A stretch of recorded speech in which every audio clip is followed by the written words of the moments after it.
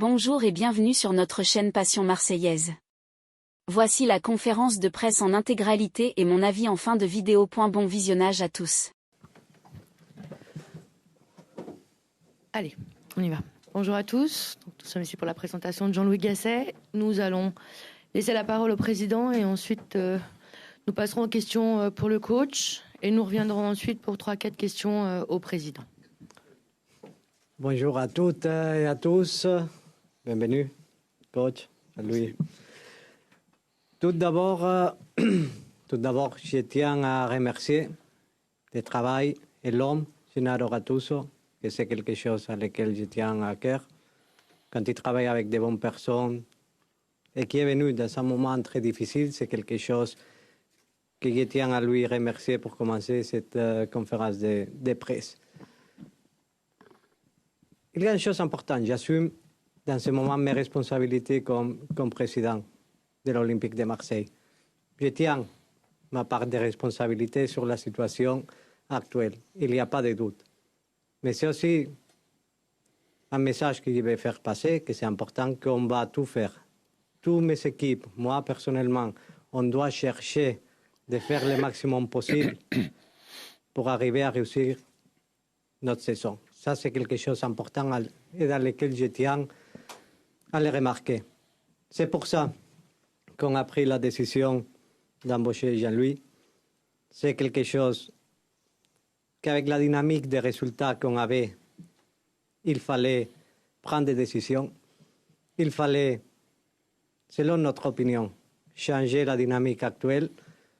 Et on a plein confiance que Jean-Louis, c'est la personne idéale pour chercher de faire un déclic dans toute la situation actuelle et chercher à réussir notre saison.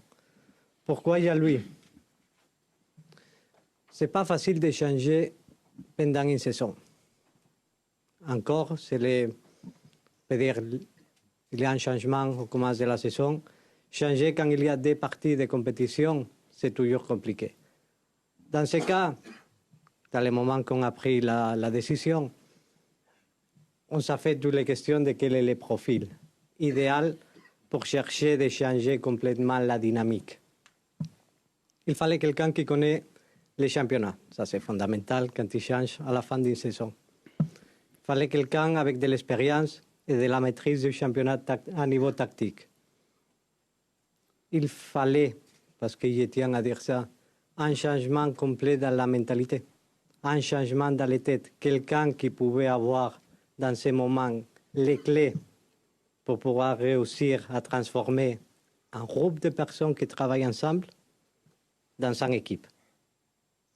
C'est pour ça que sont toutes les conditions qu'on a identifiées avec Jean-Louis, par son parcours, parce qu'il a déjà fait ça dans le passé, pour son niveau de connaissance du championnat, pour sa expérience et surtout pour la positivité que depuis la première conversation, il nous a transmis. Merci beaucoup.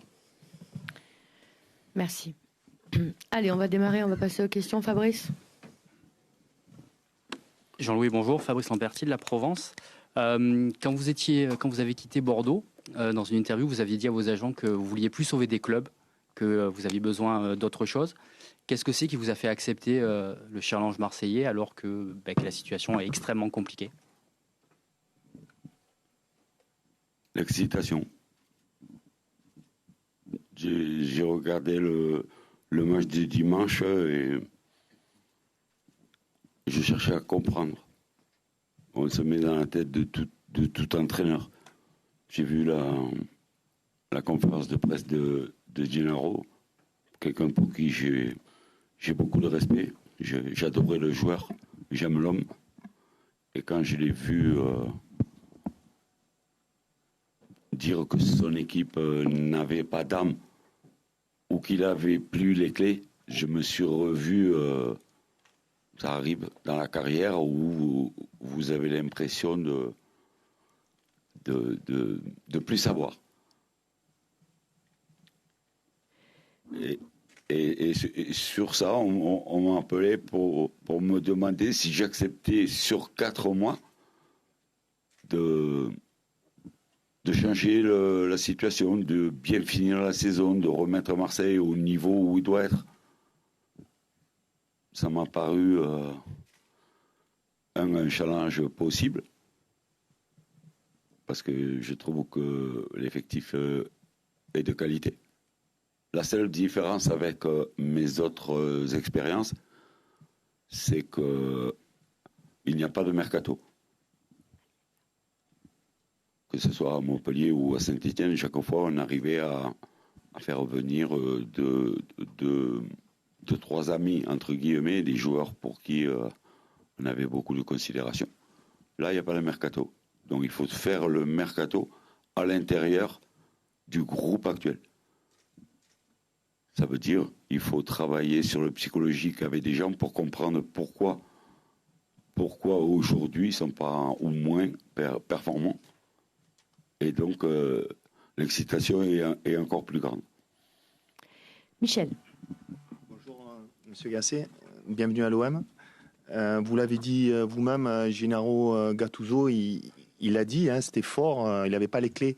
Notamment, il disait, je ne suis pas un préparateur mental, je ne suis pas un psy.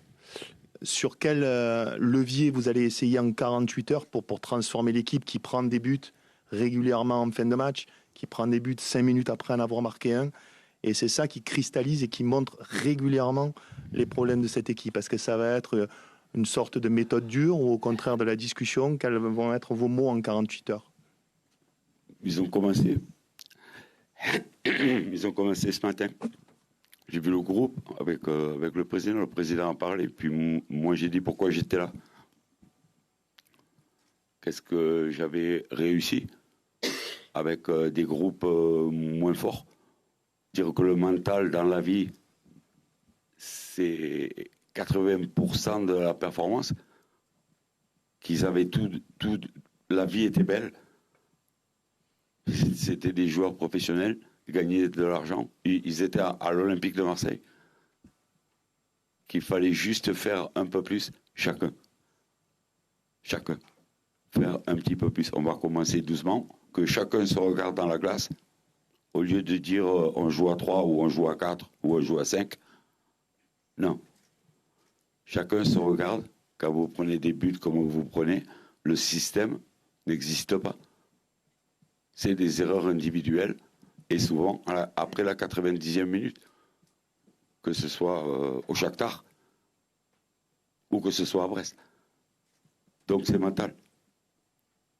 C'est mental. Et c'est des gens qu'il faut rassurer. Rassurer. Donc tout mon travail, il est parti comme ça. Bruno. Bonjour coach, bienvenue. Je voulais vous poser une question, désolé, mais par rapport un peu à votre âge, parce que forcément, depuis qu'on sait que vous allez être l'entraîneur de l'OM, on parle de vos 70 ans. Je ne parle absolument pas de compétences, hein, l'expertise, vous l'avez tout ça, mais plutôt l'énergie nécessaire pour entraîner l'OM, même sur un laps de temps aussi court. Est-ce que vous comprenez qu'on puisse s'interroger ou pas, s'il vous plaît ? En parlant des grands, est-ce qu'on s'est posé la question sur Arsène Wenger? Tout le monde voulait le faire prolonger. Ferguson, tout le monde voulait le faire prolonger. Raymond Goethals, je ne me compare pas à eux. Je parle de l'âge. L'âge, c'est l'âge que vous avez dans la tête. J'ai pas l'impression d'avoir 70 ans, je vous garantis. Je vous garantis. Là, je suis à fond dans le projet, 4 mois de ma vie pour réussir une mission. Avec un groupe qui a les qualités et à qui il manque le petit quelque chose. À moi à trouver. 1, la bonne formule sur le terrain. 2, les bonnes associations. 3, les sommes qui vont le réussir. Il n'y a pas que le talent. Le mental. Mais je ne parlais pas un préparateur mental. Le préparateur mental, c'est moi. Par l'expérience, mais ça fait passer beaucoup de temps. Voilà, on est là depuis ce matin 8 heures. Je n'ai pas arrêté de parler. Je n'ai pas arrêté une minute parce qu'il y avait le staff médical qui veulent vous rencontrer, qui veulent savoir les méthodes. Après, il y avait le staff technique qui fait quoi, le préparateur physique, Et après, les joueurs. Le plus important, les joueurs. Et vous connaissez les joueurs. Les joueurs, je pense, étaient étonnés du fait que je leur raconte à chacun une petite anecdote. Et le type, il me regardait en disant, oh, le fait de l'appeler par le prénom. Ah bon, il me connaît. Avec chacun, j'avais un petit truc. Un petit truc qui donne confiance. Qui donne confiance. Et après, le discours global avec eux, c'était ouvrez les yeux. Ouvrez les yeux. La une de l'équipe faisait 4 entraîneurs. Ouvrez les yeux. Qu'il y ait une prise de conscience. Pour passer le petit cap, il faut que le mec il ait une prise de conscience. Quand on voit la une du journal avec le 4e entraîneur qui arrive, à un moment donné, vous allez en mettre combien? Encore 2 ou 3. C'est ce que je voulais leur faire passer. Pour vous dire, bon, d'abord, chacun, moi, dites-moi, est-ce que je fais tout? Est-ce que je... Et ça part de là, et ça sera... J'espère, parce qu'il n'y a que les résultats qui font. J'explique aussi qu'en 72 heures, on peut tout renverser. Que tout est possible dans le football. On a un match de Coupe d'Europe jeudi, on a un match de championnat dimanche. Dimanche ce soir, peut-être à 23 heures, tout va mieux. Mais qui c'est qui va jouer? C'est pas le président, et c'est pas moi. C'est eux qui ont le sort. Mais pour ça, il faut grimper. Donc, mon âge, non. Hugo. Bonjour coach, bienvenue à Marseille. Hugo Hamelin pour RTL.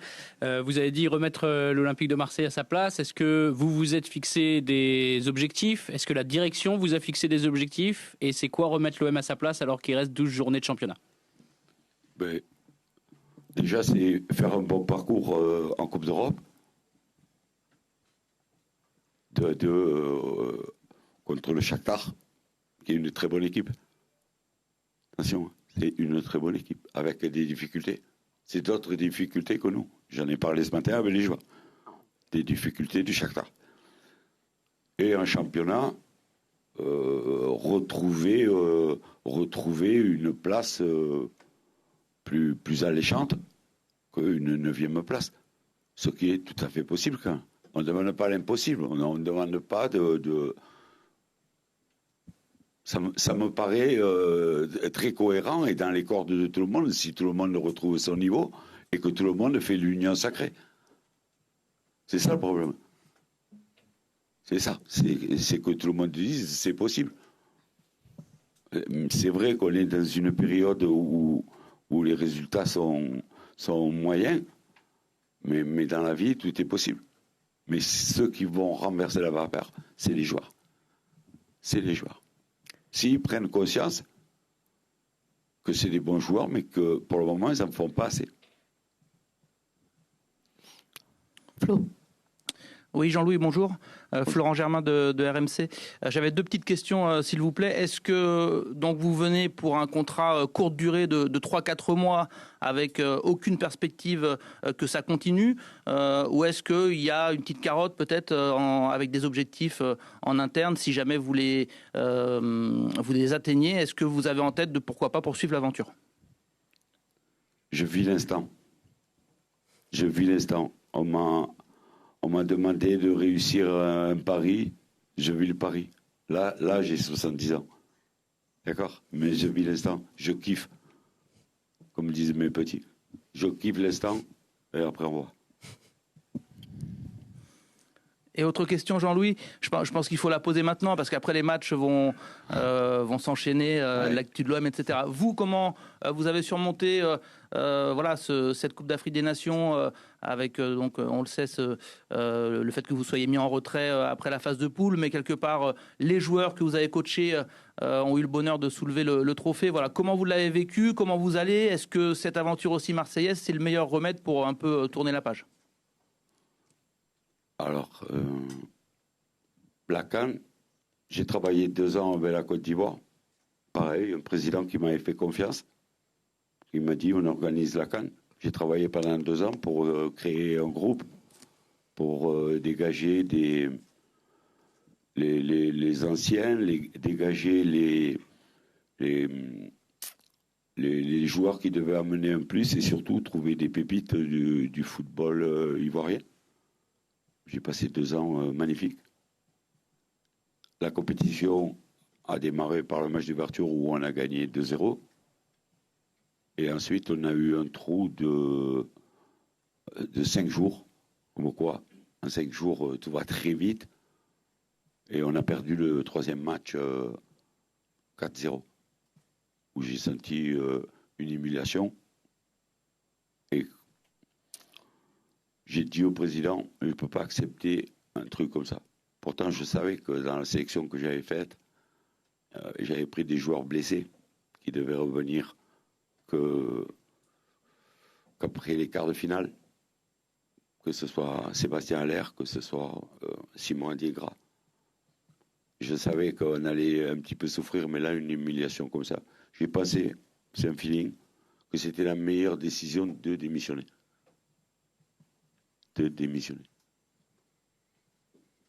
Et la suite m'a donné raison. Emers Faé a pris l'équipe, a battu le Sénégal tenant du titre et après a fait quart, demi-finale. Donc ça veut dire, c'est pas un échec. J'ai un goût d'inachevé, bien sûr, mais j'ai pris la bonne décision au bon moment. Mais avant, le travail, à mon avis, était bien fait. Rudy. Bonjour coach. Ici.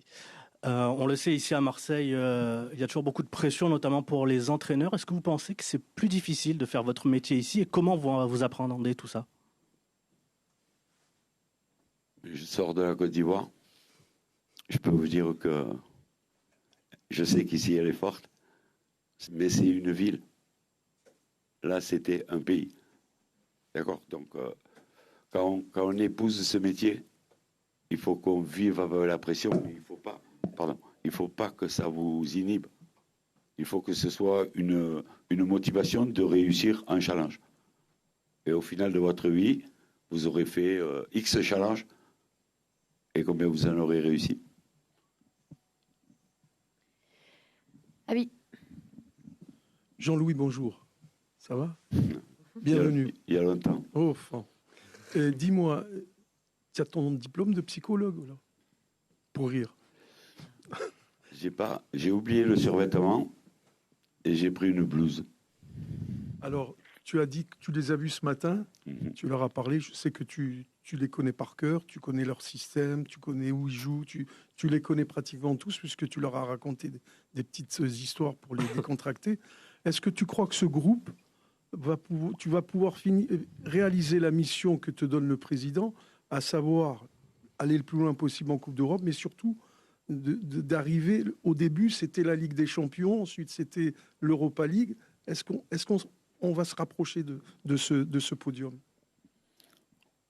Bien finir la fin de saison. On va essayer de faire, je vais faire tout mon possible pour faire la meilleure fin de saison possible. Voilà, c'est tout ce que je peux vous promettre. Après, les clés, les discussions, il y a celles qui sont devant tout le monde et puis il y a les personnels où là je suis un peu plus agressif avec les gens parce qu'ils donnent pas assez. Ils donnent pas assez et je les ai vus dans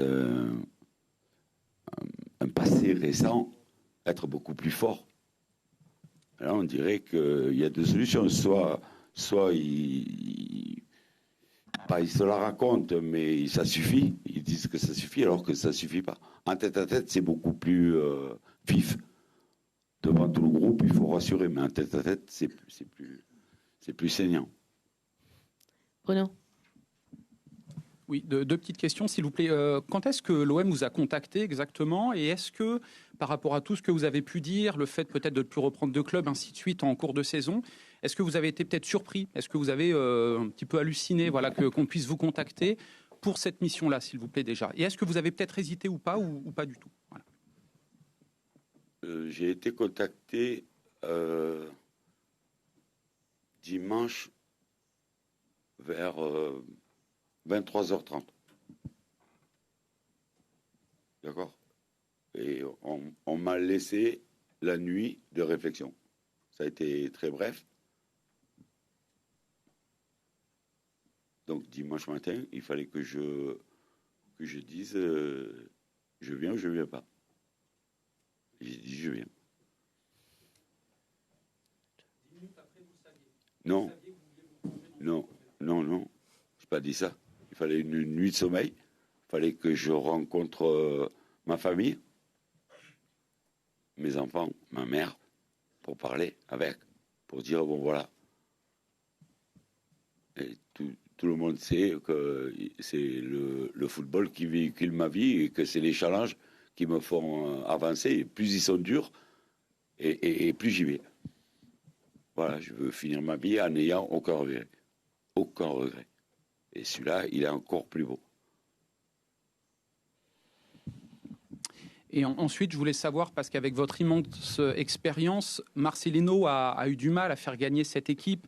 Gattuso a eu du mal à faire gagner cette équipe. Qu'est-ce qui fait que, selon vous, vous allez y parvenir? Voilà, s'il vous plaît. Que les joueurs franchissent un palier. Qu'ils sachent que ce qu'ils font aujourd'hui ou qu'ils ont fait hier ne suffit pas.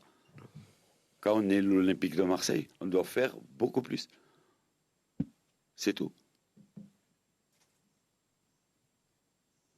Si on arrive à trouver ce petit plus-là, et que la confiance, c'est la confiance, le maître mot.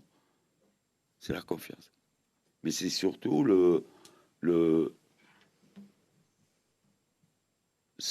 la communication.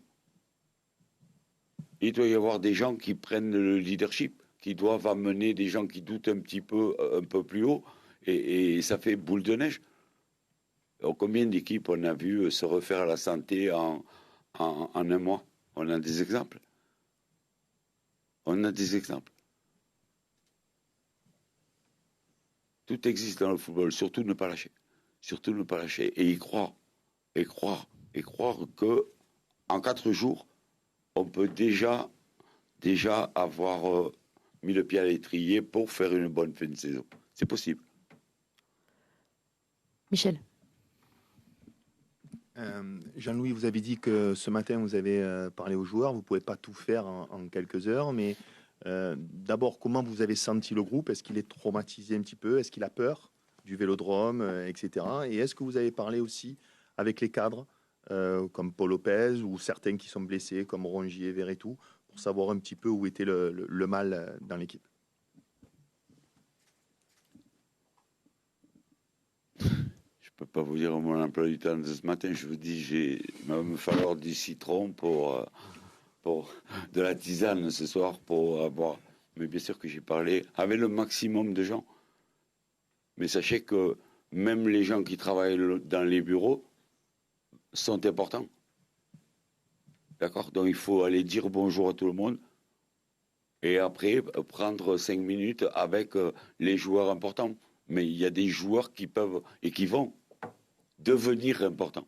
Et il faut leur dire aussi que vous les connaissez, qu'ils ont des qualités, que c'est des joueurs d'avenir, qu'ici c'est plus dur qu'ailleurs, parce qu'il faut monter le niveau de jeu, mais de continuer à travailler et de passer le cap. Même avec des jeunes de 21, 22 ans qui sont l'avenir, comme on dit. Mais à Marseille, c'est dur l'avenir. C'est dur pour avaler toute la pression. C'est dur. C'est dur. Il faut les avertir. Parce que là, ils sont de temps en temps dans le doute de dire est-ce que ce n'est pas un trop grand club pour moi? Non. Non, non. Si tu finis en boulet de canon, non. Il faut les persuader de ça. Persuader les gens qui sont forts. Ensemble. Mourad. Bonjour Monsieur Gasset, bienvenue à Marseille. Petite question tout à l'heure, vous avez parlé un peu du fait que c'est pas une question de 4-3-3 ou 3-5-2, une question de système. Le président, en introduction, a parlé aussi de dynamique. On a un peu l'impression que cette équipe, en fait, on n'arrive pas à lui trouver de dynamique dans le jeu, que quels que soient les coachs, ils n'arrivent pas à lui donner une identité. Alors c'est peut-être un peu rapide, mais est-ce que vous avez réfléchi un peu à une sorte d'identité que vous voulez donner à cette équipe, même un truc genre Catenaccio, ok, il faut leur redonner confiance, on gagne les matchs 1-0, on va au bout, ou alors on leur donne confiance à mort, allez jouer tous devant. Enfin, est-ce que vous avez déjà réfléchi à ça ou c'est peut-être un peu trop tôt? C'est trop tôt. C'est trop tôt parce que vous avez besoin de voir comment réagissent les gens à votre discours. Après, vous prenez les joueurs importants. Vous les mettez dans les meilleures conditions géographiquement sur le terrain. Et vous allez construire votre équipe. D'accord? Bien sûr, tout le monde dit oh, on a 2 couloirs et c'est mieux à 3, c'est mieux. Oui, d'accord. Ok. Balerdi est suspendu. On fait quoi? Contre Montpellier, Klaus est suspendu. On fait quoi? Il faut pas dire je vais jouer comme ça. Je vais jouer avec les forces de l'équipe. Les forces de l'équipe. Parce que vous avez des gens blessés. Verretou revient, là il est en train de travailler. Bonne nouvelle, très bonne nouvelle. Voilà, donc ça sera au jour le jour, mais c'est dans 48 heures. Si on avait un mois de préparation, je vous dirais on va jouer comme ça parce que nos meilleurs joueurs sont comme ça. D'abord on sort les leaders, on les met sur le terrain dans leur meilleure situation et ensuite on finit le truc. Mais vous avez toujours ou un blessé, ou un suspendu, ou un futur suspendu. S'adapter à la situation. Fabrice. Jean-Louis, c'est assez lointain et l'aventure fut brève, mais vous êtes déjà venu à Marseille. Vous étiez dans le staff de Gérard Gilly en 94-95. Quels sont les souvenirs que vous gardiez de ces moments si brefs futiles? Bernard Tapie. Monsieur, quel homme. Le fait que Gérard Gilly lui ait dit, lui c'est, je ne sais plus comment il avait cité, il a dit il faut qu'il vienne avec moi. C'était magique. C'était magique de connaître un personnage comme ça, d'arriver le jeudi pour jouer le vendredi, en 2e division, avec une équipe pratiquement d'internationaux.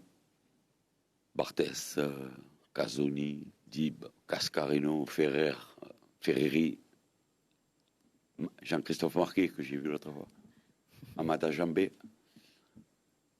et jouer dans un stade pratiquement vide contre Saint-Brieuc. Mais autant il y a des grands souvenirs, autant ce souvenir-là, il est impérissable. Il est impérissable. On gagne 2-0, je me rappelle, le speaker avait annoncé, messieurs, dames, il n'y en avait pas beaucoup. Hein. Je vous garantis, le vélodrome, il sonnait creux. Vous avez vu le leader de la Ligue 2. C'est-à-dire que Marseille avait perdu juste avant, il change d'entraîneur, Bernard Tapie appelle Gérard Gilly, Gérard m'appelle, il me dit tu viens, j'ai dit non, t'es fou. Et lui me parle. On part à Sedan, on va à Sedan, 2e match, on fait 1-1 ou 2-2, match nul, en 9. En 9. Un cataclysme, c'était. Bernard Casoni expulsé, je crois, Ferrer ou Dib, ou je ne sais pas. On a fini à 9. Et après, patatrac. Bernard Tapie a des problèmes. Le monsieur qui avait inventé Téléfoot, Pierre Cangioni arrive, nous convoque avec Gérard Gilly. On arrive, on dit il va nous féliciter. On avait fait un match nul à 9, c'était pas mal. Et il nous dit, bon voilà, j'ai 2 entraîneurs sous contrat à la fédération qui s'appellent Marc Brouillet et peu cher, Henri Stambouli. J'ai 2 entraîneurs sur le terrain qui n'ont pas de contrat à la fédération, qui s'appellent Gérard Gilly et Jean-Louis Gasset. J'ai repris ma voiture et je suis rentré à Montpellier. Allez Flo, on va finir avec toi. Jean-Louis. Oui. Au fond à gauche là, RMC à nouveau. Non, juste, est-ce que vous avez un petit message aux supporters de l'OM qui en ce moment sont inquiets parce que le club traverse une période compliquée. On espère malgré tout une belle affluence ce jeudi. Voilà, est-ce que vous avez un petit message de garder la foi, de garder la passion, de ne pas protester? Voilà, quel est votre message? Ne vous découragez pas. On a besoin de vous et tout est possible si on est ensemble. C'est surtout ça. Tout est possible. On peut relever la situation et on peut faire une bonne fin de saison. Mais pour ça, il faut qu'ils soient avec nous, bien sûr. Et que les joueurs passent le cap. Et que moi, je fasse la bonne équipe. Il en faut des choses. Il en faut des choses. Mais il faut avoir l'espoir de la vie. Voilà ce que je leur demande. Merci beaucoup. On va passer à 3-4 questions pour le président avant de vous quitter avec la photo. Alors, qui veut démarrer? Michel. Pardon, le temps nécessaire. Pas de... Ah, le temps nécessaire. Il y a, je m'imagine, beaucoup de sujets que vous voulez aborder. Il n'y a pas de souci. Attends, Michel, s'il te plaît. Excuse-moi. Non, je t'en prie. Président, bonjour. J'en profite de la question de Flo.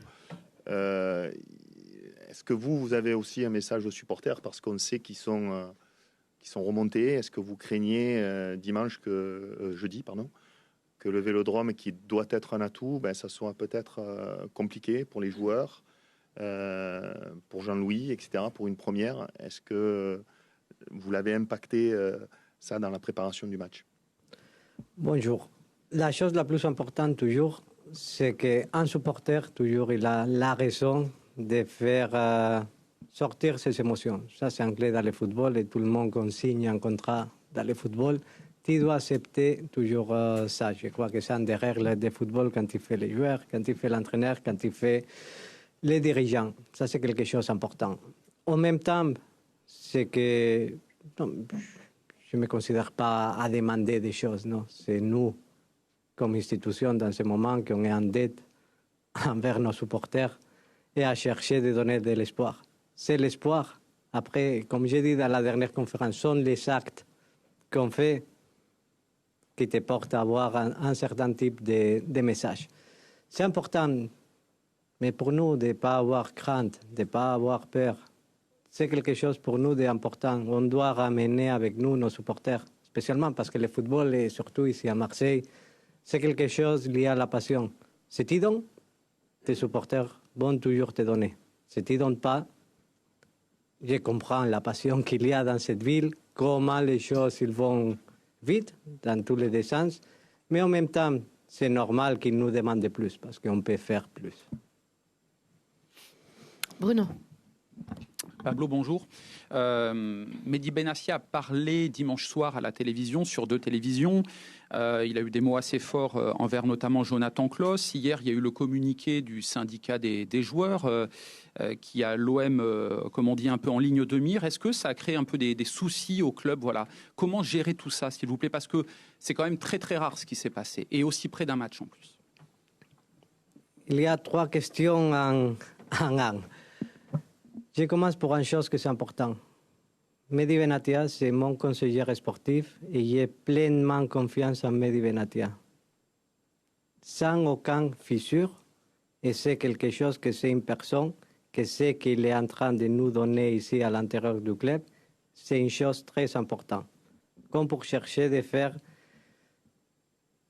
des situations à l'externe parallèles en cherchant un type de conflit que j'aime pas. Je commence par la fin avec la UNFT. Je n'ai pas apprécié le communiqué. Dans la vie, il faut être sérieux. Un communiqué ne s'écrit pas comme ça. il faut toujours dans la vie la sérieuxité. La sérieuxté, ce sont des différentes choses. Sérieuxté, c'est de répondre au téléphone. Quand aujourd'hui, j'ai demandé pour chercher d'éclairer la situation. 3 fois. Aucune réponse.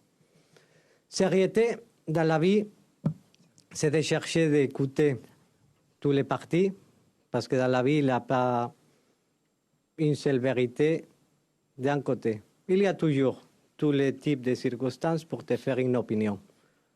Au moins dans la façon que je vois la vie. Pour moi, c'est quelque chose qu'on doit tout le monde être sérieux. Et on ne doit pas profiter des situations, que ce n'est pas une bonne situation, une bonne dynamique sportive, celle qu'on a. On est les premiers à les comprendre, on est les premiers à chercher des solutions. Ce n'est pas bien de profiter d'une situation sportive et ce n'est pas dans le respect de chercher de profiter d'une situation sportive pour chercher de profiter pour ta situation personnelle comme syndicat. Et attention, que ça, ce n'est pas un mot contre les syndicats, tout le contraire. C'est quelque chose ici en France, un syndicat que c'est le premier à être créé en Europe. C'est quelque chose qui a fait beaucoup de bonnes choses pour les joueurs français. Il a une évolution dans laquelle il faut tenir en considération et toujours respecter. Mais à tout le monde, et je dis en général, non. Ici à l'Olympique de Marseille, et une des choses avec lesquelles on a dépensé beaucoup d'énergie, c'était à construire un message. Il y a l'institution, il y a les coachs, il y a les joueurs. Ici à l'Olympique de Marseille, ce n'est pas négociable qu'il y a les joueurs, qu'il y a les coachs et qu'il y a l'institution et les clubs. Ce n'est pas négociable. Et je crois que beaucoup de gens, dernièrement, ils ont oublié ce mot. Je vais mettre fin à la polémique avec Jonathan Klaus. Quand un président d'un club il parle en conférence de presse, c'est terminé là-bas. Pour tout le monde. Je ne vais pas 3 jours après, dans un journal, voir un parti de la vérité, qu'en plus c'est faux. Parce que j'ai cherché, et quand je me présente ici, à dire je vais être transparente, la parole se respecte. La parole se respecte. Sans fausser la réalité. Sans fausser un papier qui s'est intéressé pour un parti. Et en plus, c'est la vérité. C'est la bonne situation de sortir avant un match en parlant de notre propre joueur. Ce n'est pas la situation idéale. J'avoue. Mehdi Benatia, quand on le prend comme conseiller sportif, c'est pour ses qualités. Aussi pour tout le potentiel qu'il a. Il y a des situations dans lesquelles il doit passer dans la vie. Spécialement dans la communication, ce n'est pas la même façon de communiquer quand il est agent, quand il est joueur, quand il commence à devenir dirigeant d'un club en tant que conseiller sportif. C'est quelque chose qui est important dans le parcours de développement personnel. Sa potentialité est énorme. Énorme. En même temps, il faut passer aussi de se mettre dans la tête des gens. Quand il dit de toi que tu menaces des gens, que tu menaces des joueurs, que tu menaces des agents des joueurs, et c'est complètement faux, qu'est-ce qu'on doit faire, nous, comme côté du club? Accepter? Je n'aime pas accepter les situations qui sont injustes. C'est injuste, complètement injuste. Mais je suis ici pour défendre mes gens. Et Mehdi, c'est quelque chose de très important pour ce club. Fabrice. Pablo, bonjour. On sait que tu aimes bien analyser les choses. Depuis que tu arrives à l'Olympique de Marseille, d'abord comme directeur du football, puis comme président, il y a eu beaucoup d'entraîneurs qui sont succédés sur le banc de l'équipe. Comment est-ce que tu expliques le fait que l'OM consomme autant d'entraîneurs? C'est une bonne question que, naturellement, non, c'est vrai. Qu'on doit réfléchir à ça, parce que ça, c'est quelque chose que c'est factuel. Dans ce moment, je peux dire, Oui, il y a un apprentissage de directeur sportif ici, parce que toujours tu apprends dans la vie, que tu cherches à analyser des différentes situations et dans lesquelles je crois que tout s'est passé très vite, en plus en une période compliquée que c'était le Covid. Mais après, on se retrouve avec 3 entraîneurs qui démissionnent pour des différents motifs. On peut dire que ces changements qu'on a fait maintenant, en tant que président, c'est le premier changement qu'on décide de faire comme club. Même avec une conversation très sincère avec Gennaro. Et je tiens à remercier aussi la sincérité de la conversation qu'on a eue hier matin. Pourquoi? Pour moi, il y a des différentes questions. Un, c'est la pression qui existe dans ce club. Ça, c'est quelque chose, je peux dire que j'ai vécu de différents clubs. C'est un club magique, mais c'est un club qui a besoin toujours d'avoir un maximum d'énergie dans la gestion quotidienne. Ça, c'est quelque chose que c'est particulier à ce club, mais à dire la vérité, c'est comme ça. Et on doit s'adapter à ce type de situation. Je crois, et ça, c'est quelque chose que c'est important, non? On doit trouver la façon de chercher, de trouver une stabilité dans toutes les différentes directions techniques. Ça, c'est quelque chose d'important. Marseille, c'est une place instable, historiquement. On les connaît tous, je crois, non? En même temps, c'est à nous de trouver la responsabilité, et je suis responsable, de trouver une stabilité qui nous donne un certain type de résultats, mais qu'on peut faire conserver dans le temps. Déjà, je me suis posé la même question. On travaille pour trouver des solutions. Hier, après ma conversation avec Gennaro, la suivante conversation que j'ai eue, à part de parler avec Jean-Louis, c'était surtout de trouver une solution de qu'est-ce qu'on peut mettre en place depuis la saison prochaine. En changeant la méthodologie, ce n'est pas une décision de coach, attention. Mais on doit faire quelque chose de différent pour Marseille. Trouver nous-mêmes une stabilité. On ne peut pas trouver comme excuse, non, c'est instable, non, il y a beaucoup de coachs. Non, c'est nous à trouver des solutions. Ça passe pour bien établir un modèle de jeu qui doit perdurer. C'est la vérité. Et on a fait des erreurs. Trouver un modèle de jeu, mettre en place une méthodologie de travail, mettre en place un groupe de professionnels avec la création de différents départements qui soient stables au club. Dans les sportifs, je parle. Parce qu'il y a une particularité, non? On voit passer des différents entraîneurs et tu vois qu'il y a une partie du staff qui part, il y a une partie du staff qui reste.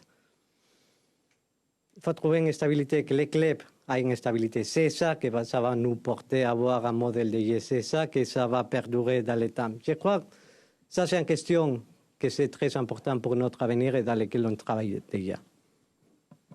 Flo.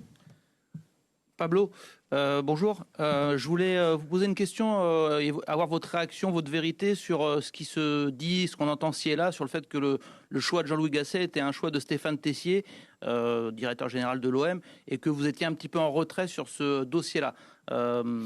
C'est juste ma question. Quelle est votre vérité par rapport à ça et au fait qu'il y a une opposition qui parfois est faite entre vous et le directeur général? Je vais permettre les coachs de répondre. Vous connaissez M. Tessier? OK. C'est une question que je parle, non? Notre entourage, sincèrement, parfois, et je cherche d'être très, très transparent pour ça que je voulais parler, parce que comme ça, on met en place toutes les choses et on clarifie beaucoup des choses qui se disent. Notre entourage, parfois, on cherche d'échanger la vérité pour un motif, parce qu'on aime beaucoup diviser les gens. Il faut de l'unité. Stéphane Tessier est une personne que moi-même j'ai choisie personnellement. Il est une personne avec laquelle j'ai plein confiance. Qu'en même temps, on est allé en vacances ensemble, en hiver. Jusqu'à ce point. Et on cherche de trouver une division. Avec quel objectif? Déstabiliser plus encore les clubs qui ont une dynamique de résultats qui ne sont pas bons? Non, ce n'est pas juste. Ce n'est pas juste. Quelle est la vérité? Stéphane Tessier est une personne qui manage très bien les gens dans le quotidien, qu'il a une vision du club, qu'il a une expérience du club dans lequel il est très fort dans son domaine. On travaille à différents niveaux. Je suis le président de ce club. J'ai pris la décision de choisir Jean-Louis Gasset. Pourquoi? Parce qu'il faut assumer les différentes responsabilités. Chacun à son niveau, naturellement, tu discutes avec les gens. Mais il n'y a rien et il n'y a personne qui va être capable de trouver une division et de chercher de diviser Stéphane et moi. Michel. Pablo, on dit souvent que président de l'OM, c'est un peu comme Premier ministre, c'est extrêmement fatigant.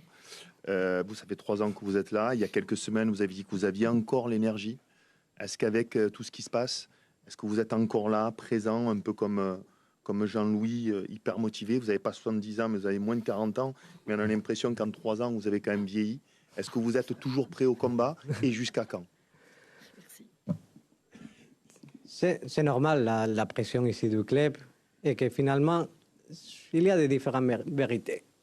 La saison dernière, pour moi, il était plus dur à niveau psychologique que cette saison. Cette saison, il y a des frustrations, spécialement parce que tu veux réussir. Tu veux avoir des résultats, tu veux travailler pour avoir les résultats.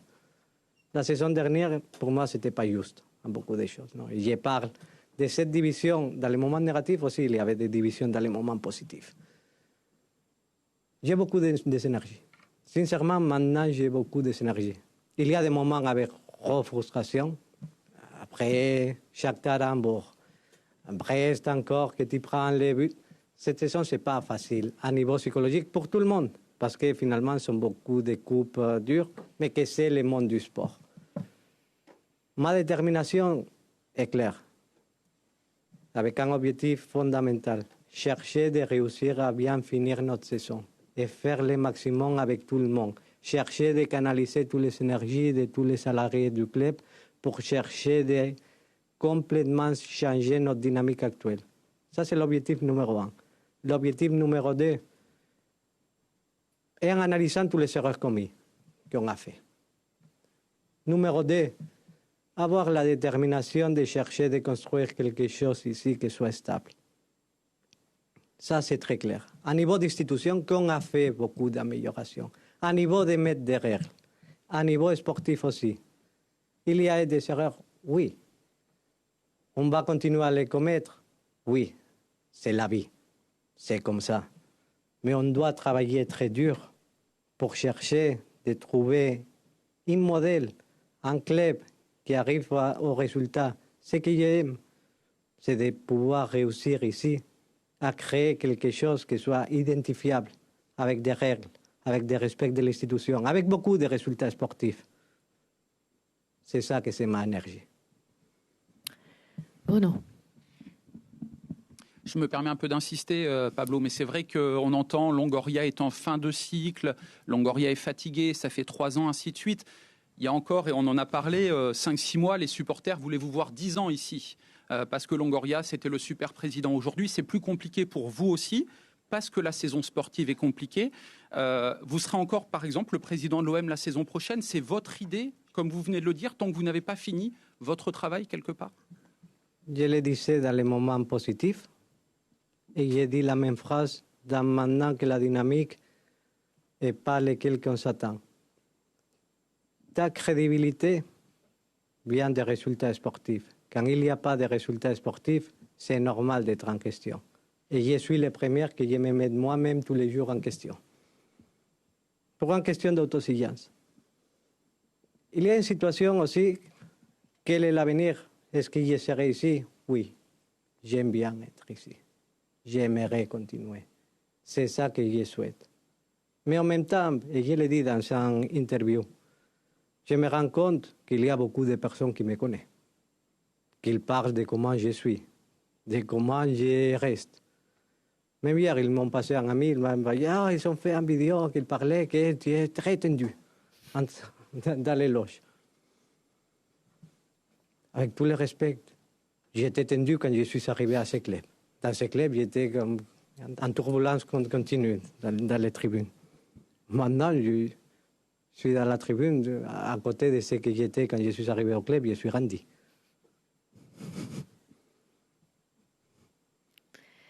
Avis. Pour ça que Pardon.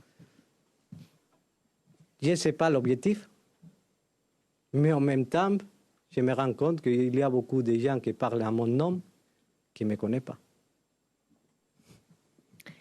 C'est un club qui rend fou, Pablo. Bonjour. Avis.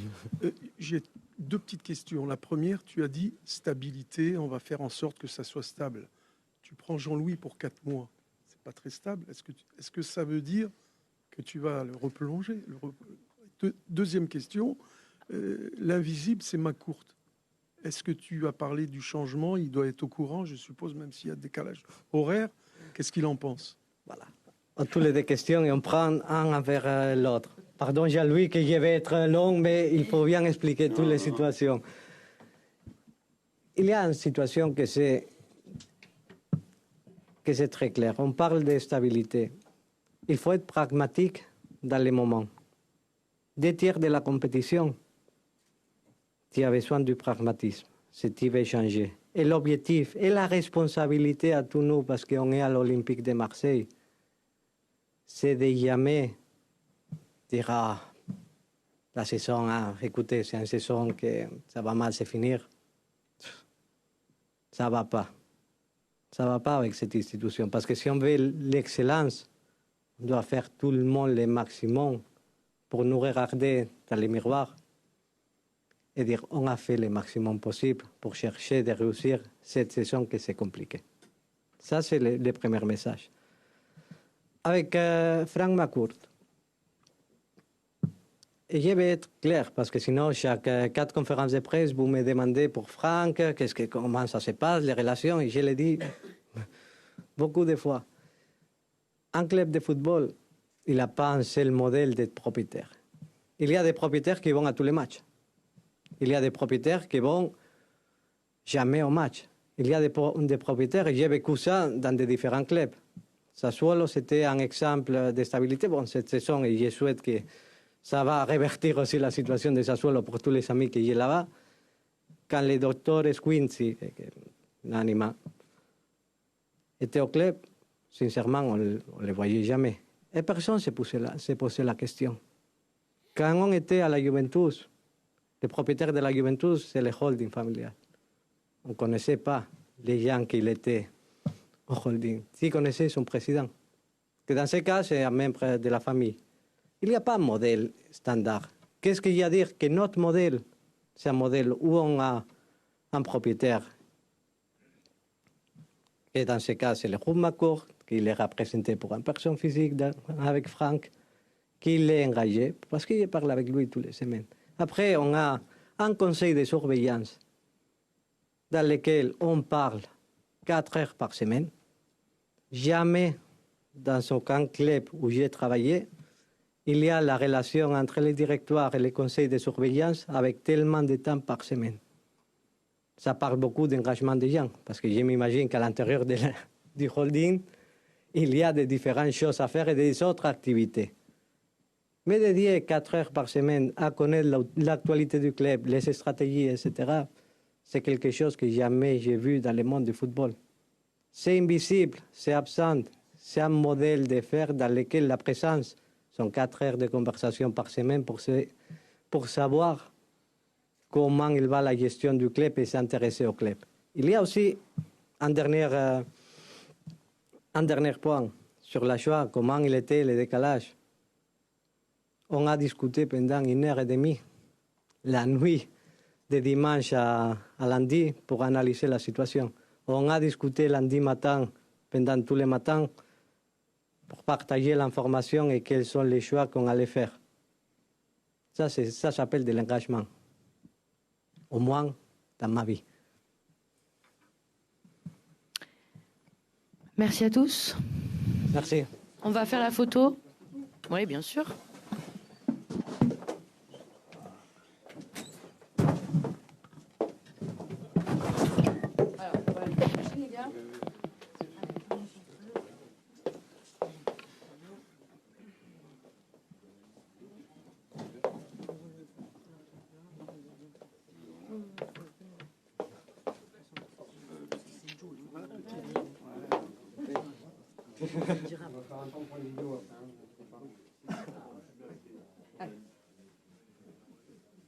Excusez-moi. Allez, les photographes, s'il vous plaît. Par ici, Jean-Loup. Merci. Par ici, s'il vous plaît. Juste ici, s'il vous plaît.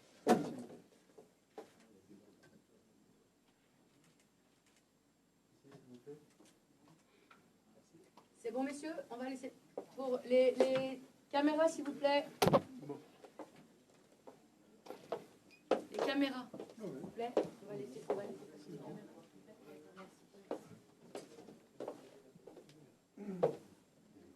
Par ici aussi. C'est bon, les gars? Là-bas.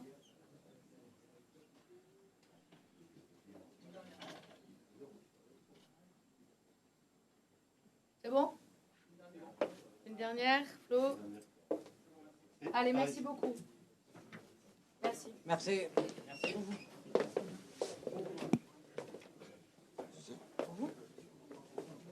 Non, pour moi.